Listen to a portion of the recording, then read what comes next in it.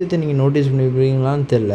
நம்ம பேனர் கிட்ட 2 விதமான கேரக்டர் இருக்குது. ஒன்று வந்து ஹல்க்கோட கேரக்டர், இன்னொன்று வந்து அவரோட நார்மல் லைஃப் கேரக்டர். இதில் வந்து ஹல்க்கோட கேரக்டர் வந்து நம்ம பேனர் எது சொன்னாலும் கேட்கவே மாட்டார். அவர் வந்து அவரோட இஷ்டத்துக்கு தான் எப்பயுமே இருப்பார். பட் பேனர் வந்து அதை வந்து கொஞ்சம் வந்து தவிர்ப்பார். பிகாஸ் இவன் வெளியே வந்துட்டானா எல்லாமே வந்து நாசமாயிரும் அப்படின்னு சொல்லிட்டு தான் அவர் நினைப்பார்.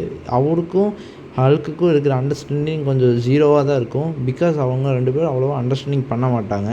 அந்த 3 வருஷம் அவர் ஆஸ்கார்டியனில் இருக்கும்போது கூட பேனர் வந்து இருந்திருக்க மாட்டார். ஹல்க்கு தான் அவரை வந்து டேக் ஓவர் பண்ணி கண்ட்ரோல் பண்ணிட்டு யூஸ் பண்ணிட்டுருப்பாங்க.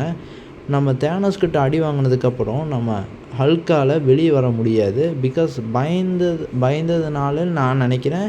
பட் ஒருவேளை அவன் அடித்ததுனால ஏதாச்சும் நடந்திருக்கலாம் அந்த நேரத்தில். அதனால கூட ஹல்க்கால் வந்து அந்த நேரத்தில் வெளியே வர முடியாமல் கூட போயிருக்கலாம்.